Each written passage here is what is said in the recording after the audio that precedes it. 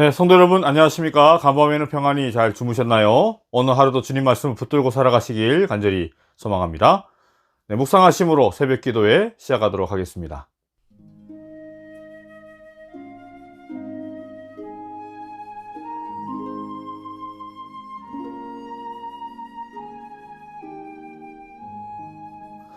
네, 다 함께 시작하는 찬미 찬미가 32장 다 찬양하여라 찬미하겠습니다. 다 찬양하여라 전능한 창조의 주께 내 하나 주 찬양 평강과 구원의 주님 성도들아 주 앞에 나와서 다 같이 주 경배하세 다 찬양하여라 놀라운 만유의 주께 포근한 날개로 늘 품어 주시는 주님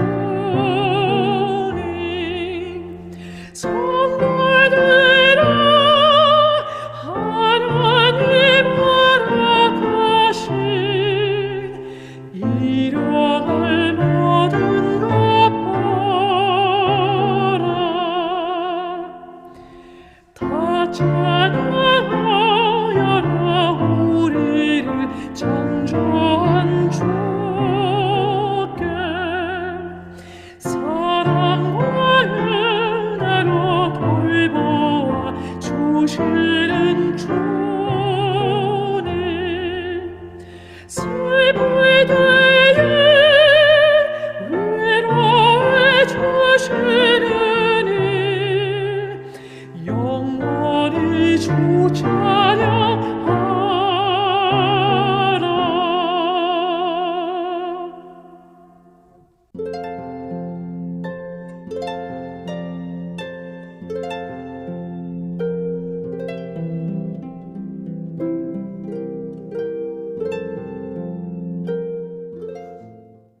오늘 말씀의 제목은 나타난 하나님의 의이고요. 오늘 주제 말씀은 로마서 3장 21절에서 22절 말씀 되겠습니다.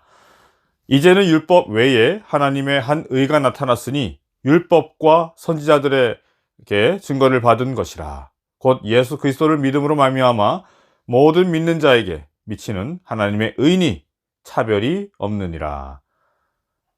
저는 예전에는 천국에 갈 수 있는 그 선한 사람이 있고 또 천국에 결코 갈 수 없는 악한 사람이 있는 것으로 생각했었습니다.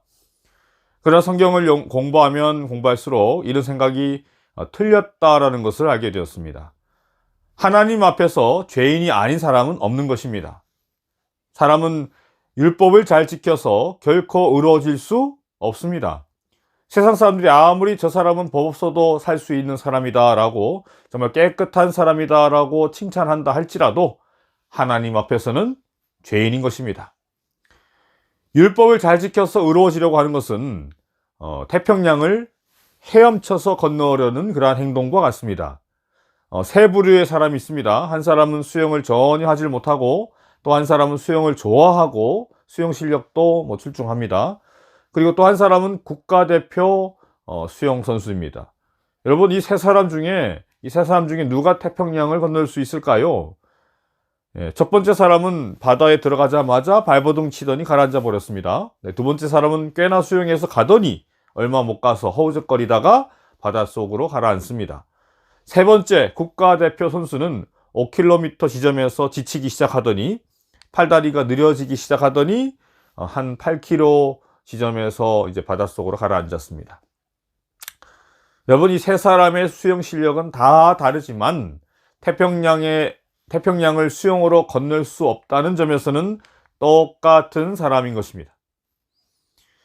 자, 마찬가지로 인간이 아무리 노력한들 능력이 있고 그 사람이 능력이 있고 또 열심히 한다 성실하다 할지라도 율법을 지킴으로 의로워질 수는 없는 것입니다. 헤엄쳐서 수영으로 태평양을 건너려는 시도 자체가 말 안 되는 것처럼 율법을 지킴으로 의로워지려는 시도도 말 되지 않는 것입니다. 자, 그렇다면 어떻게 하면 우리가 의로워질 수 있을까요? 율법을 지키지 않으면 하나님의 뜻을 어기는 것이고, 율법을 지키려고 애를 쓰면 쓸수록 율법으로는 의로워지는 것 자체가 불가능한 것인데, 자, 이런 걸 이제 딜레마라고 하잖아요. 이런 딜레마와 같은 상태에서 이런 상태에 빠져버린 인생을 하나님께서 불쌍히 여기심으로 새로운 대안을 선물로 주셨는데요. 여러분, 그것이 무엇이겠습니까? 네. 그 말씀이 바로 오늘 본문 3장 21절, 22절의 말씀인 것입니다. 이제는 율법 외에 하나님의 한 의가 나타났으니 율법과 선지자들에게 증거를 받은 것이라. 곧 예수 그리스도를 믿음으로 말미암아 모든 믿는 자에게 미치는 하나님의 의인이 차별이 없느니라. 자, 원래 이 율법이라는 것은요, 하나님의 품성의 거룩하심을 나타내 보이신 것입니다. 그렇기 때문에 그 율법을 이스라엘 백성들에게 주신 하나님의 목적은요, 그들이 율법과 자신의 모습을 대조하여 보므로, 아, 내 이 모습으로는 절대 의롭게 되지 못하는구나 라는 것을 깨닫고 자신들의 품성에, 그 품성의 죄악을 볼 수 있도록 하시려는 것이었습니다. 자, 어제 말씀드린 것처럼 율법이란 나의 죄를 볼 수 있는 나의 모습을, 진실한 나의 모습을 볼 수 있는 거울로서 주신 것입니다. 자, 그래서 자신의 힘으로는 절대 의롭게 되지 못함을 깨닫고 메시아이신 구주의 그 소중함을 깨달으며 그를 간절히 기다리며 정말 우리에게는 메시아가 필요하다는 것을 알도록 하시기 위해 그 율법을 우리에게 주신 것입니다. 자, 그런데 그 율법이 오해가 되어서 사람들이 율법을 미워하고 미워하다 못해서 율법의 저주라고까지 불리는 그러한 지경까지 이르게 된 것이죠. 자, 그래서 오늘 본문을 보게 되면 그 메시아이신 예수 그리스도께서 이 땅에 오셔서 그 율법을 폐하시고 없애시는 것이 아니라 오히려 완성케 하려 오신 것이다 라고 말씀하시는 그분을 여러분 무엇으로? 네, 믿음으로, 그분을 믿음으로 말미암아 모든 믿는 자에게 그 놀라운 하나님의 의가 주어지게 된다라는 그 말씀을 네, 오늘 본문을 통해서 주고 계신 것입니다. 자, 그렇다면 여러분, 그 믿음, 여러분 예수님을 믿는다, 예수를 믿는다 라는 것은 여러분 무엇을 의미할까요? 네, 바로 이 부분을 설명한 것이 이제 25절 말씀입니다. 이 예수를 하나님이 그의 피로 인하여 믿음으로 말미암는 화목제물로 세우셨으니. 자, 여기 말씀을 보게 되면 다른 것을 믿는 믿음이 아니라 뭘 믿는 믿음이라 했습니까? 네, 예수님의 그 피, 그의 피, 예수님의 피를 믿는 겁니다. 그런 피를 믿는 것은 무엇이다 라는 거예요. 네, 그런 것을 그걸 설명하기 위해서 바울은 두 가지의 용어를 가지고 설명하고 있죠. 하나는 이제 속량이라는 단어였고, 하나는 화목제물이라는 단어였습니다.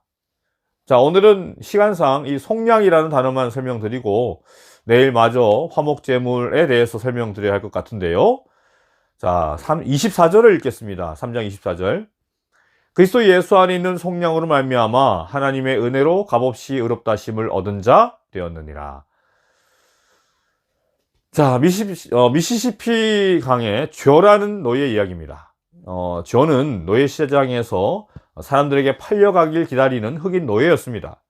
자, 그런데 조는 아무에게도 팔려가 노예로 살기 싫었습니다.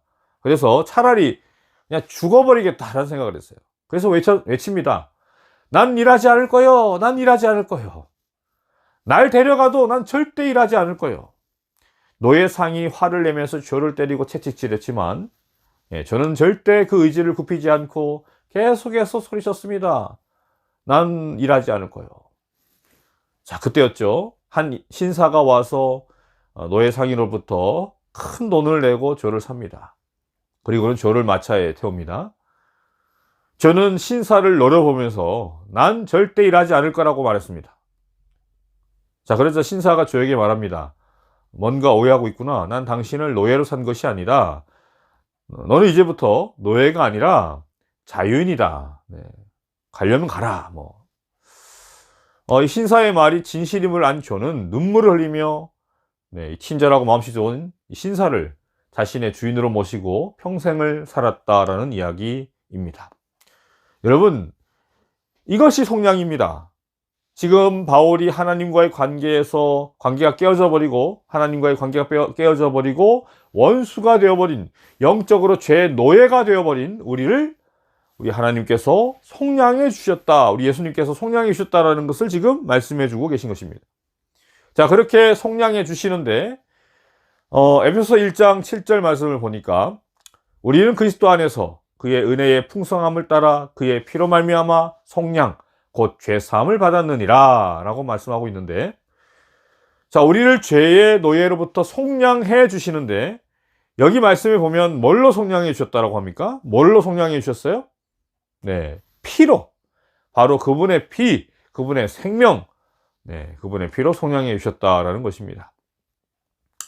이 피는요, 네, 값비싼 것을 넘어서 그분의 생명으로 우리를 사셨다라는 겁니다. 여러분, 그러한 그분을 진정한 여러분의 주인으로 모시며 살아가시는 저와 여러분이 되길 간절히 바라며 오늘 말씀을 마치도록 하겠습니다.